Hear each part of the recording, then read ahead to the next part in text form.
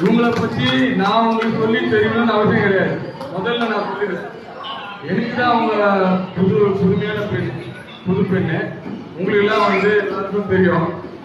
என்ன சொல்ல வரேன்னா, அவங்க ரொம்ப ஆர்டர் பண்ணுவாங்க. பார்க்கும் போதெல்லாம் சட்டத்தை காலில் கட்டிட்டு ஓடினே இருப்பாங்க. ஒரு இடத்துல அவங்களை பிடிக்கவே முடியாது, ஓடிட்டே இருப்பாங்க. அதனால ரொம்ப பொறுமைசாலி, ரொம்ப உழைப்பாளி. அது ஒரு சின்னதா ஒரு உதாரணம் சொல்லிட்டு நான் முடிக்கிறேன் இந்த முறைய. கோயில் சிலையும் படிக்கட்டும் பேசிக்கிறாங்க. கோயில் சிலை இருக்குல்ல, கர்ப்பகிரகத்துல சிலை இருக்குல்ல, அந்த சிலையும் நடந்து போகல, அந்த சாமியை பார்க்கறதுக்கு போகும்போது நடந்து போகல, படிக்கட்டு ரெண்டு பேரும் பேசிக்கிறாங்க.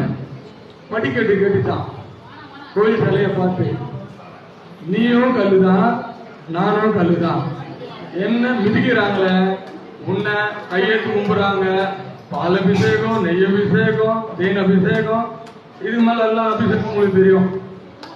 அதுக்கு நம்மளுடைய அந்த கடவுள்கள் சொல்லித்தான்.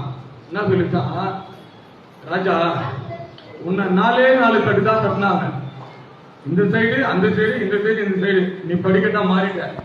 என்ன 1000 வாட்டி அடிச்சாங்கப்பா, பொறுமையா தாங்கப்பா, நல்லா தாங்கப்பா, ஒண்ணு இல்லப்பா, என் முகத்தை நல்லா அழகு காட்டுறதுக்காக அத்தனை அடி வாங்கணும்பா. அதனால அந்த கல்லு சொல்லித்தான், சாமி கல்லு சொல்லித்தான், என்ன அவ்வளவு அடி அடிச்சாங்க, வலியும் தாங்கினேன். என் முகத்தை செதுக்கும் போது கொஞ்சம் அலங்கோலமா இருந்தது, அதை பார்த்து சில பேர் கிண்டல் பண்ணாங்க. அப்பயும் நான் சகிச்சுக்கினேன், பொறுத்துக்கினேன். இன்னைக்கு நான் அழகா 4 பேருக்கு தெரியல, என்னை ஏறி பாக்குறாங்க, நீ கையெழுத்து கும்பிட சிலையா இருக்க. அது மாதிரிதான் ஒரு பெண்களுக்குள்ளேயும் ஒரு மாபெரும் சக்தி இருக்கு, மாபெரும் சக்தி. அந்த சக்தி என்னன்னு நீங்க உங்களுக்கு உள்ள தனிமையிலேயோ உங்க தோழிகளோ சொல்லும் போது கேட்டுக்கணும். நம்மளுக்குள்ள என்ன சக்தி இருக்கு அதை வெளியேற்றிட்டு வரணும். முன்ன மாதிரிலாம் இல்லை. இப்போ பெண்கள் ஆதிக்கம், ஆண்கள் அடங்கி இருக்காங்க. அந்த காலத்துல எல்லாம் ஆண்கள் ஆதிக்கம் இருந்தது. பெண்கள் திறமை தெரியல, பயப்பட்டாங்க, ஏதோ கஷ்டப்பட்டாங்க. இப்ப அப்படி கிடையவே கிடையாது, சரி சமம். உன்ன கேட்டா பெண்களுக்கு அதிக உரிமை தான் இருக்கு இப்போ. அதனால ஒவ்வொருத்தர்கிட்ட இருக்க திறமை இருக்குங்களா, அதை விட்டுறாதீங்க. யாருக்காகவும் நம்ம குழந்தைங்க, எனக்கு 3 பொண்ணுங்க, நான் ஒரு ஆள் தான் வீட்டுல, மெஜாரிட்டி பாத்தீங்கன்னா நான் ஒரு ஆள் தான் ஆம்பளை. என் ஒய்ஃபே 3 பொண்ணுங்க பெண்கள். ஏன் சொல்றேன்னா, பெண்கள் குழந்தைங்கள துணிச்சலா வளருங்க, பயம் காட்டாதீங்க. அங்க போனா தப்பு, இங்க போனா தப்புலாம் ஆரம்பத்திலே சொல்லாதீங்க.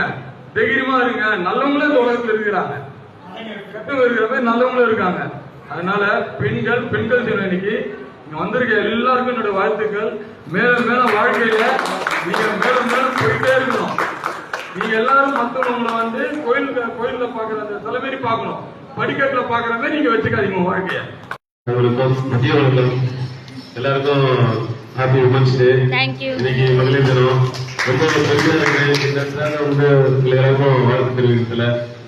அதே போல நம்ம அக்கா விஜயலட்சுமி பத்தி சொல்லணும்னா அவங்களுக்கு தெரியாத ஒண்ணும் இல்ல. அவங்க எவ்வளவு கஷ்டப்படுறாங்கன்னு உங்களுக்கு நல்லாவே தெரியும். ஒரு சிங்கிள் உமனா பாத்தீங்கன்னா இந்த இடத்துல 7 பேர் வளர்ந்து வந்திருக்காங்க. அவங்க பசங்களை எவ்வளவு படிக்க வச்சிருக்காங்க எல்லாமே அவங்களுக்கு தெரியும். அவங்க 2 பசங்க இருக்காங்க. இன்னைக்கு அவங்க பையன் CA படிக்கிறாரு. அந்த அளவுக்கு ஒரு சிங்கிள் உமனா அவங்க பண்ணிருக்காங்க.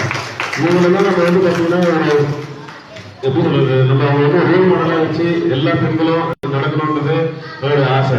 அவங்க எவ்வளவு கஷ்டப்பட்டிருப்பாங்க, நான் பக்கத்துல பார்த்துட்டு இருக்கேன். எனக்கு கிட்டத்தட்ட ஒரு 7 வருஷம் மேல அவங்களுக்கு தெரியும். ஸோ அதனால இந்த இடத்துல அவங்களுக்கு இந்த ஒரு பாராட்டு நடத்துறது ரொம்ப ரொம்ப பெருமையா இருக்கு. ஸோ ஒன் செகண்ட் எல்லாரும் மகளிர் தின வாழ்த்துக்கள். நன்றி.